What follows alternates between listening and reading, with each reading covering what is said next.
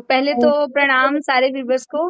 आज हम स्वागत करते हैं अपने शो बीबीटी टॉक शो के अंदर। हमारे जो आज के गेस्ट हैं गायत्री पांडे मैम, ये एक टीचर हैं और ये एक राइटर हैं, कविताएं लिखते हैं, वीर रस की कविताएं या सोशल इश्यूज के ऊपर अलग अलग तरह की कविताएं लिखते हैं। तो हमारे बीबीटी से ये जुड़े हैं, स्टार्टिंग से जुड़े हैं जब से बीबीटी स्टार्ट हुआ है। तो मैम आपका स्वागत है हमारे मंच पर।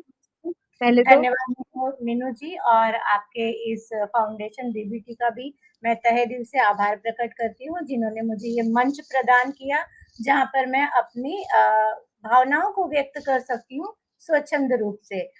मेरा नाम गायत्री पांडे है और मैं मुंबई से हूँ। पेशे से मैं एक शिक्षक हूँ, शिक्षिका हूँ, हिंदी पढ़ाती हूँ, हिंदी के साथ साथ मराठी भी मेरा विषय रहा है। कविताएं लिखने का हाँ, हर एक में शौक होता है, लेकिन उसे किस मंच के द्वारा सबके समक्ष लाया जाए, ये एक समस्या होती है, हमेशा से रही है। तो इस प्रकार के मंच आप लोग हमें प्रदान करके बहुत अच्छा कार्य कर रहे हैं। धन्यवाद, थैंक यू मैम। तो मेरा फर्स्ट क्वेश्चन ये है कि आपने अपनी पहली कविता कब लिखी? अब निश्चित रूप से तो कहा नहीं जा सकता कि पहली कविता कब लिखी। बचपन में पढ़ाई लिखाई करते दौरान तुकबंदी कर देना, कविता रच देना, ये सब तो थोड़ा बहुत चलता ही था। उसी दौरान जैसे एक अंतर्मुखी स्वभाव की लड़की होने के कारण बचपन से ही मैं कुछ कुछ लिखा करती थी। तो वो मतलब छोटी सी उम्र में लगी हुई आदत न जाने कब कविता रचने की कला की तरफ प्रेरित हो गई, ये मुझे पता ही नहीं और चला। कब आप कवि बन गए? है ना, बिल्कुल। बिल्कुल। तो मतलब आपने जब अपनी पहली कविता, जब ऐसे कुछ भी लिखना शुरू किया, तो आपको परिवार का कैसे उस समय उनके भाव थे कि आपने जब उनको लिख के सुनाया, जब उन्होंने पढ़ा आपका लिखा हुआ, तो उनके कैसे भाव थे उस समय? दरअसल उस समय ये होता था कि जो डायरीज लिखते हैं वो अच्छे नहीं होते हैं, मतलब अच्छे इन द सेंस कि वो बहुत इमोशनल होते हैं, वो कभी भी कुछ भी कर सकते हैं। हाँ जी। तो इस तरह का जो भय होता है ना, वो मेरे भी परिवार में था। और चूंकि बड़े भाई से ज्यादा निकट थी मैं, तो बड़े भाई साहब कहते थे इस तरह अपने विचार डायरी में मत लिखा करो। एक नोटबुक हुआ करती थी, तब तो इतना डायरी का भी प्रचलन नहीं था। बिल्कुल, तो बिल्कुल। उस नोटबुक में मैं लिखा करती थी, तो भैया हमेशा डर जाते थे कि ये क्यों ही लिखती है इतना सब कुछ। तो मैं कहती मैं कुछ नहीं लिखती हूँ, मैं सिर्फ कविता, निबंध इस तरह की बातें ही लिखती हूँ और तो कुछ नहीं लिखती।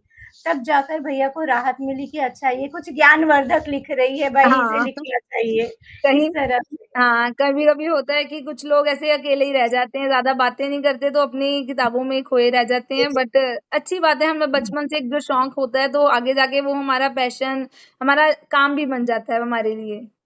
जी, तो कई बार अपने शौक को रोकना भी नहीं चाहिए। पता नहीं बिल्कुल, कब जाकर आपके उस शौक को एक मंजिल प्राप्त हो जाए। बिल्कुल, बिल्कुल। तो माता-पिता के कैसे भाव थे? उनका कैसे था जब आपकी हाँ, तरफ? माता-पिता को तो बस कैजुअली लिया कि हाँ भाई लिख रही है, पढ़ लिख गई है तो कुछ अच्छा लिख रही है, अच्छी बात है। बस उनको इतनी खुशी हुई।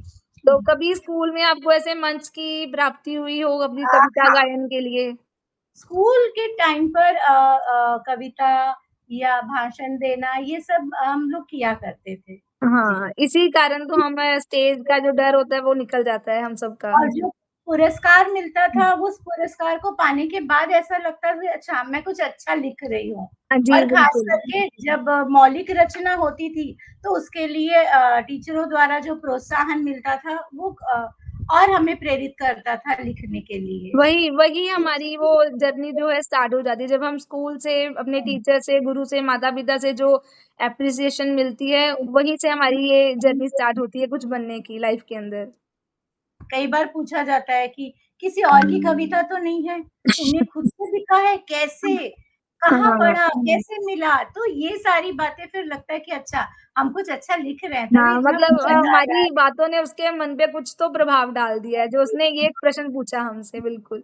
जी। तो शादी के बाद आपके जो ससुराल में आपको जब आए, तो पति जी का सपोर्ट हुआ, जहाँ आपके mother in law, father in law, उनका कैसा सपोर्ट रहा आपकी हाँ, कविताओं की तरफ? दरअसल कविताओं के बारे में मैंने पहले तो कुछ बताया नहीं, लेकिन जैसे कुछ कार्यक्रम हो, बच्चों के स्कूल में कुछ हो तो निबंध लिख देना, कविताएं लिख कर देना, या घर में मतलब जैसे कि बहू आती है तो भांजे होते हैं, भांजियां होती है तो उनके लिए कुछ लिख देना, तो बंदी कर देना। तो फिर घर में पता चला कि अच्छा तुम कुछ लिखती भी हो, तो इससे पता चला कि हाँ मैं कुछ लिखती हूँ। तो मेरे ससुर जी ने काफी प्रशंसा की कि लिखने का कार्य जारी रखो, और मुझे उन्होंने एक डायरी ला कर दी, तो वो मेरी पहली डायरी थी। अच्छा। 91 में उन्होंने मुझे एक डायरी दी थी, तो उस डायरी में मैंने बहुत कुछ लिखा है, आज भी वो मेरे डायरी मेरे कबर्ड में है। तो अच्छा। उन्होंने डायरी दी और उन्होंने मुझे इस तरह से प्रोत्साहित किया था लिखने के लिए। बहुत अच्छे, मतलब और ऐसा सपोर्ट अगर फैमिली से मिले जब शादी के बाद तो मतलब ये सौभाग्य ही होता है, कईयों को मिलता है, सबको तो नहीं मिल पाता। क्योंकि वे खुद एक शिक्षक थे और उनकी इच्छा थी कि मैं भी आगे जाकर टीचिंग फील्ड में ही आऊँ, तो वो बहुत मोटिवेट करते थे। काफ़ी बिल्कुल। प्रोत्साहन, हर चीज़ के लिए उन्होंने मुझे काफ़ी प्रोत्साहित किया। बिल्कुल, बहुत अच्छे। तो जब आपने अपने घर पे कविता सुनाई तो आपके पति आपको कैसे रिएक्ट करते थे? दरअसल ना पति जो होते हैं वो आपके सच्चे आलोचक होते हैं। बिल्कुल, सही है। ये गलत है, ये कहाँ से उठाया तुमने? बिल्कुल ये सही कुछ है। सुना हुआ सा लग रहा है। तो इस तरह से नहीं, यहाँ पे मैच नहीं कर रहा है।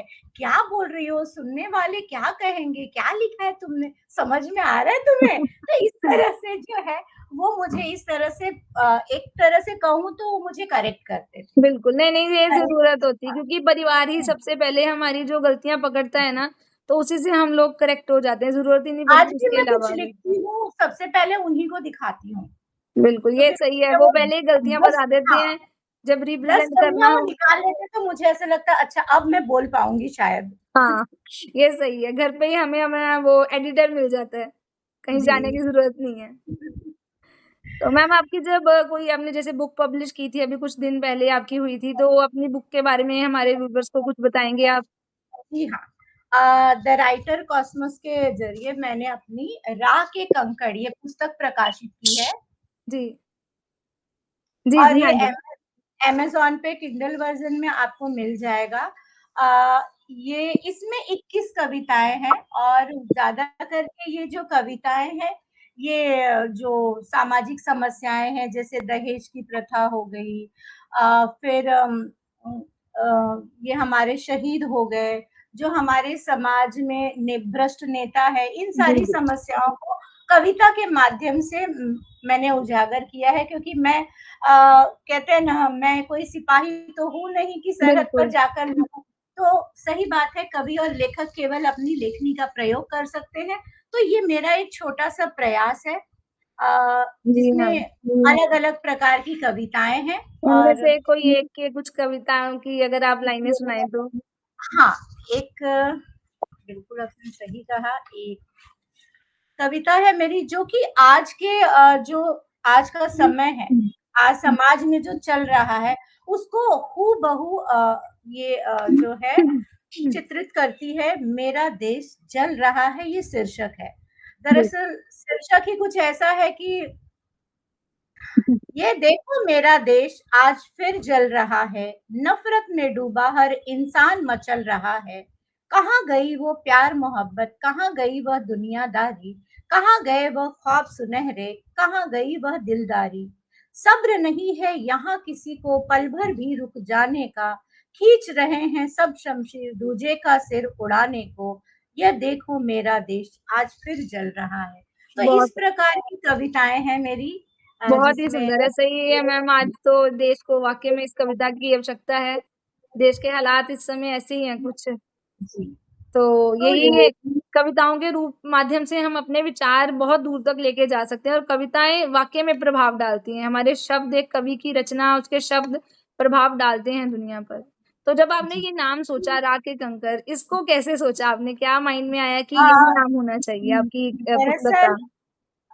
राह के कंकड़ ये इसलिए हुआ कि जब मैंने कविता लिखी तो कई बार होता है कि लोग आलोचना करते, क्या लिख रही है, क्या तुकबंदी कर रही है, इस तरह से। और मैंने बहुत बार प्रयास किया कि इसे मैं प्रकाशित करूँ। बिल्कुल। लेकिन हमारे रोज़मर्रा के काम में इतना समय नहीं मिल पाता। जी, जी। तो कोरोना के बाद कहें कि मुझे टीडब्ल्यूसी का मंच मिला ऑनलाइन, तो जी, उसके ज़रिए मुझे कविता लिखने के लिए, कविता बोलने के लिए एक मंच मिल गया और उस मंच के माध्यम से मैं अपनी किताब को प्रकाशित कर पाई। जी मैम। तो राह के कंकड़ दरअसल ये बताते हैं कि मेरे राह में बहुत सारे ऐसे छोटे-छोटे कंकड़ आए हैं, जिन्हें बिल्कुल। मैं नज़रअंदाज करके, दूर करके मैं अपनी मंज़िल को पा सकी। उम्मीद नहीं थी कि मैं कभी अपनी कविता को किताब के रूप में हाँ देख जी, सकूँगी कविताओं बहुत को। बड़ी बात तो है। जी, तो मतलब लिखने वाले बहुत होंगे यहाँ पे, भारत के कोने-कोने में मिल जाएँगे, पर सबको ऐसी जगह मिल जाए जहाँ पे वो अपनी किताब मतलब पब्लिश करके लोगों तक उसको पहुँचा सके। चाहे हम कितने भी बहुत कम लोगों तक भी पहुँचे हो, पर पहुँचना बहुत बड़ी बात है। इस जर्नी को पूरा करना बहुत बड़ा है। जी, तो उसके लिए और बहुत-बहुत सबके सामने अपने शुभकामनाएँ भी भावों को आपको। रखना सबके सामने अपने भावों को रखना ये भी एक बहुत बड़ी बात होती है क्योंकि हिम्मत हम नहीं कर पाते हैं। बिल्कुल, कई बिल्कुल। ऐसी कविताएँ हैं जो बहुत पहले मैंने लिखी थी, तो मुझे उम्मीद नहीं थी बस ऐसे लिख कर बोलते हैं ना कहीं एक डायरी में रख हाँ, छोड़ा है वो पुरानी कविताएँ। तो कई ऐसी कविताएँ हैं जिन्हें पढ़ने के बाद आज मैंने ही खुद उसमें कई परिवर्तन किए हैं। तो राह के कंकड़ कैसे बना ये वो मेरी जर्नी है जब मुझे ऐसा लगा कि नहीं मेरे राह में तो बहुत सारी रुकावटें आई हैं और उसके बावजूद भी मैं अपनी कविता की पुस्तक प्रकाशित कर रही हूँ तो इसलिए ये राह के कंकड़ बन गया। तो मैं बिल्कुल। राह के कंकड़ पर 4 पंक्तियाँ आपको सुनाती जी, हूँ जी, ज़रूर। कि कैसे हमें राह के कंकड़ों को दूर करके अपनी मंजिल तक पहुँचना है। बिल्कुल। डरना नहीं है उन कंकड़ों से, उन छोटे-छोटे पत्थरों से। कंकड़ अर्थात राह में आई हुई मुसीबतें, रुकावटें, मेरे लिए मुसीबतें, हाँ जी, रुकावटें बिल्कुल, जी। बिल्कुल। दूर है तेरे सपनों की मंजिल भले, पर आस मत तू छोड़ना, राह के कंकड़ों के डर से राह मत तू मोड़ना। बहुत सुंदर मैम, बहुत सुंदर। आपकी हर कविता, आपकी हर लाइन जो भी मैंने जब भी जितनी बार भी सुनी है मतलब बहुत अच्छी होती है। वाक़ई में मोटिवेट करने वाली है और आज के बच्चों को, आज की युवा पीढ़ी को ये सुनना चाहिए, पढ़ना चाहिए ऐसी कविताओं को, ऐसी कहानियों को, जो भी हमें मोटिवेट करे, जो हमें ज्ञान दे। बिल्कुल। तो मैम अगला प्रश्न हमारा है कि आपके मतलब फ़ेवरेट कवि या राइटर कौन रहे हैं, जिन्होंने आपको वाक़ई में मोटिवेट किया कुछ लिखने के लिए? राइटर तो हमेशा से बचपन से मुझे प्रेमचंद जी ही पसंद है। लेकिन जो वीर रस की कविताएँ वग़ैरह है वो हमने बीए में जैसे रामाधारी सिंह दिनकर जी हो गए जी, काफ़ी जी, जी। पढ़ी है। तो ये सारी इनकी कविताएँ तो हमने पढ़ रखी है पर प्रेमचंद जी ज़्यादा दिल से जुड़े हैं क्योंकि उन्होंने हमेशा कहते हैं ना भारत के सच्चे रूप को प्रदर्शित किया है अपने बिल्कुल, उनकी कहानियों द्वारा। कहानियों में दिखता है वो रूप। जी। तो वो जो लेखक है वो अपने-अपने से लगते हैं बचपन से। तो बिल्कुल। इसलिए मुझे प्रेमचंद जी ज़्यादा पसंद है मैं कह सकती हूँ।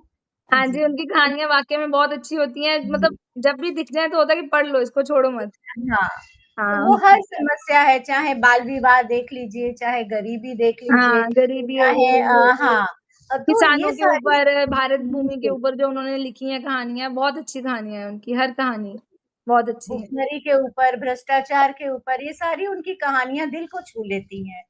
बिल्कुल। चाहे हम कफ़न की बात करें, ईदगाह की बात करें, सभी धर्म, सभी जाति, सभी वर्ग को उन्होंने अपनी कहानियों द्वारा समाज के समक्ष प्रस्तुत किया है। जी, जी। जी, जी, बिल्कुल, उनकी कहानियाँ हैं ही इतनी अच्छी, मतलब आज जब भी पढ़ो तो मतलब लगता है कि जी। हाँ, बहुत कमाल की चीज़ पढ़ी है हमने। टाइम बहुत अच्छी जगह स्पेंड करते हैं हम लोग, उनकी कहानियाँ पढ़ के।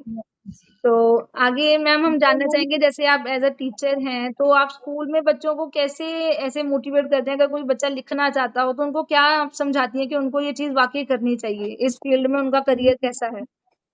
जैसे कि अभी मैं एक तरह से ये समझाती हूँ कि उन्हें रीडिंग करनी चाहिए, लेकिन बच्चों को हिंदी पढ़ना ज़्यादा पसंद नहीं है और बिल्कुल। हम सभी जानते हैं कि इंग्लिश मीडियम का दौर है, हाँ तो जी, ज़्यादातर बिल्कुल। बच्चे इंग्लिश मीडियम में पढ़ते हैं, हम सभी जानते हैं।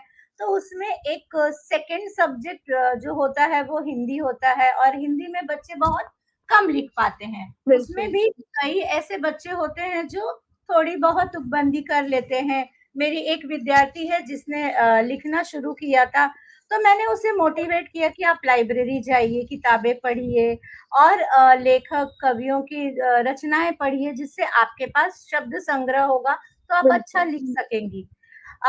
बच्चों के पास समय नहीं होता आज लाइब्रेरी जाने के लिए, बिल्कुल। फिर मैंने उसे सुझाव दिया कि बेटा, आपके हाथ में मोबाइल तो हमेशा होता है, हाँ जी, बिल्कुल, उस पर भी आप ढूँढ सकती हैं, जो भी आपके पसंदीदा कवि हैं, लेखक हैं, उनकी रचनाएँ पढ़िए, समझिए और फिर अपने कविता को या अपने लेख को लिखने का प्रयास कीजिए, तब उसमें ज़्यादा अच्छा आप कर सकेंगी।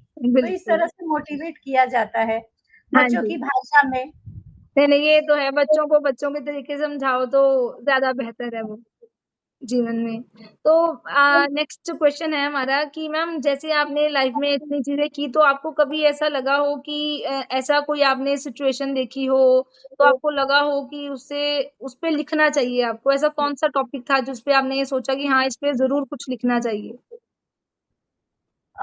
टॉपिक तो ऐसे बहुत हैं, ज़्यादा करके देखेंगी तो आप नारी सुरक्षा की भावना ले लीजिए, बिल जो सदियों से चला आया है, तो बिल्कुल। उस पर भी मैंने लिखी हैं चंद पंक्तियाँ और उसके अलावा आप भ्रष्टाचार तो जो हमारा एक बिल्कुल। जो हमारे देश को जो दीमक लगा हुआ है, हुँ, वो तो हुँ। पता नहीं कब जाएगा, उस पर हाँ भी जी। कविताएँ लिखी हैं, भ्रष्ट नेताओं पर भी कविताएँ लिखी, तो हर प्रकार की कविताएँ मैंने लिखने का प्रयास किया है। अब ये थोड़ा सोचना है कि इस कलयुग में और मतलब कैसे सुधार आ सके उस पर कोई कविता लिखने की मैं कोशिश करना चाहूँगी। जी, जी, बिल्कुल जी, कीजिएगा, फिर हमें ज़रूर सुनाइएगा। हम तो जी। रेडी रहते हैं हमेशा अच्छी कविताएँ सुनने के लिए। तो मैम नेक्स्ट मैं ये जानना चाहूँगी, जैसे बीबीडी के मंच से आप जुड़े हैं, तो आपको क्या लगता है बीबीडी का मंच आने वाली जनरेशन के लिए, मतलब जो कवि हैं, जो राइटर्स हैं, उनके लिए कैसे और अच्छा कर सकता है? जहाँ हम लोग और कितने प्रयास इसमें डाल सकते हैं?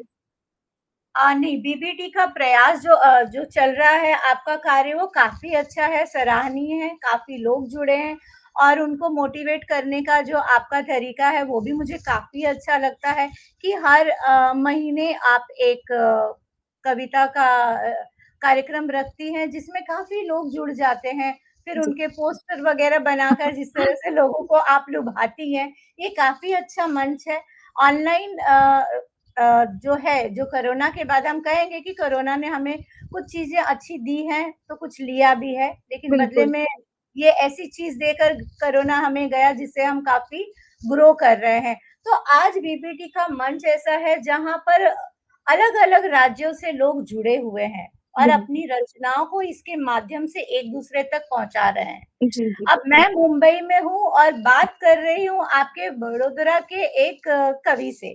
तो ये हुआ ना कि दुनिया इस ऑनलाइन के कारण कितनी कनेक्टेड हो गई है। बिल्कुल, बिल्कुल। तो ये बीबीटी का मंच काफ़ी अच्छा कर रहा है। इसी तरह आप कहते हैं ना कंटिन्यूटी मतलब लगातार इसे जारी रखिए। इसमें बिल्कुल, आप बिल्कुल। ब्रेक मत कराइए, नहीं, तो नहीं। ये और अच्छा कर सकता हाँ है जी, मैम। कोशिश यही है मैम हम कि हम भारत के हर कोने में पहुँचे और वो कवियों को भी ढूँढ के लाएँ, जो जी, अभी भी सिर्फ़ अपनी डायरियों में या उसी जगह छुपे हुए हैं, तो उनको भी हम लोग मंच दें, ताकि उनका भी मतलब ऑडियंस के सामने आके उनको बोलने की वो जो शक्ति है वो मिले, सबके सामने अपने भाव प्रकट करने की शक्ति उनको भी मिले। हमारी तो पूरी ये कोशिश है। ऑनलाइन बहुत-बहुत अच्छा प्रयास आपका है।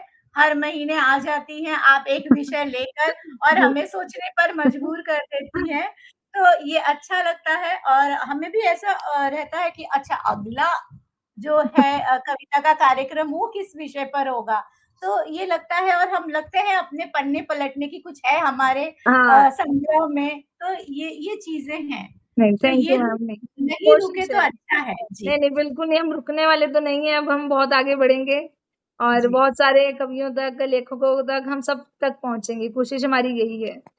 तो नेक्स्ट मैम आपको मतलब जैसे कभी आपने ऑफ़लाइन मंच पे पार्टिसिपेट किया हो या ऑनलाइन, तो आपको दोनों में से क्या लगता है कि मतलब लोगों के लिए का कौन-सा इस समय इस मतलब आज के समय में कौन-सी चीज़ ज़्यादा बेहतर है? मतलब बेहतर तो दोनों है अपनी जगह पे, पर फिर भी नहीं, आसानी से हम अगर कहाँ हुँ, तक पहुँचा जा सकता है, ऑफ़लाइन, ऑनलाइन देखिए दोनों में? ऑफ़लाइन में ये होता है कि आप व्यक्ति से बात कर सकते हैं, आप अपनी समस्या का जो है ना निदान तुरंत पा सकते हैं, वो बिल्कुल। एक चीज़ होती है।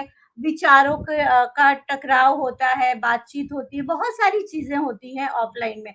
लेकिन ऑनलाइन ऐसी अब प्रक्रिया हो गई है जहां पर आप बहुत सारे लोगों को ये सुविधाएं प्रदान कर सकते हैं। आज जी, ऑफलाइन के कारण ही ये हुआ है। अब मेरे लिए तो मैं कहूंगी कि ऑनलाइन की वजह से मैंने अपनी कविता की पुस्तक को प्रकाशित किया है, बिल्कुल। तो मेरे लिए तो हमेशा से बेटर है ऑनलाइन।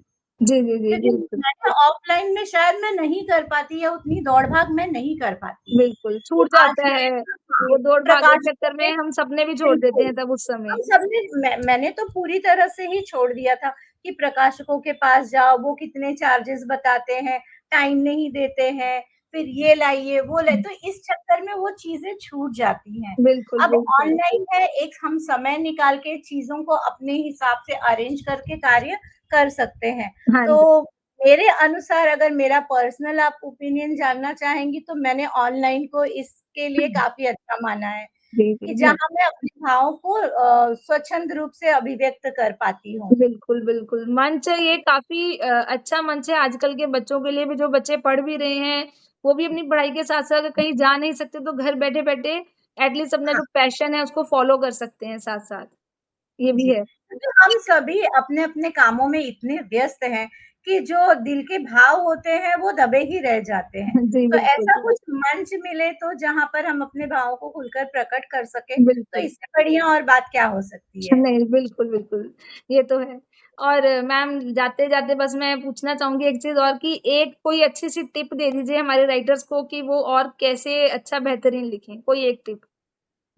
ये है, टिप मैं खुद के लिए भी यही देती हूँ कि ज़्यादा से ज़्यादा लेखक और कवियों की पुस्तकें पढ़ें। और बोलते हैं ना, जितना गोताखोर जितनी गहराई में डूबेगा वो मोती ज़रूर लेकर ये आएगा। तो है, तो ये इस तो है। जी, तो इस तरह की चीज़ें हर एक के साथ होनी चाहिए। पढ़ते रहें, अपनी इच्छाओं को, जो लिखने की इच्छाएँ हैं, जी, कविता रचने की जो इच्छाएँ हैं, उसे लगाम ना दें, और बिल्कुल। ज़्यादा से ज़्यादा लोगों की रचनाएँ पढ़ें, उसे सराहें। बस यही मेरा सुझाव है। जी, मैम। जी। और जाने से पहले आपकी कोई एक छोटी-सी कविता अगर हो जाए तो? तो जी, कोई भी ज़रूर। सुना दीजिए, अपनी पुस्तक में से सुना दीजिए। जी हाँ, उसी में से सुनाऊँगी। और मैं ये व्यूअर्स को कहना भी चाहूँगी कि मैम बहुत अच्छा लिखते हैं, अगर आपको इनकी बुक कभी भी परचेज़ करनी हो तो आप डायरेक्टली ज़रूर। हाँ जी, जी। मैसेज कीजिए हमें यूट्यूब पे हमारे कमेंट बॉक्स में लिखिए, तो हम आपको बिल्कुल अवेल कराएँगे मैम की बुक। अ, मैंने अभी आपसे कहा कि मैं जो हमारे करंट टॉपिक होते हैं उसी पर है, तो मैंने एक नारी पर लिखा है। जी, नारी तू नारायणी, हर घर करती वास, राम रहीम तेरी संतानें, फिर क्यों होता तेरा संहार।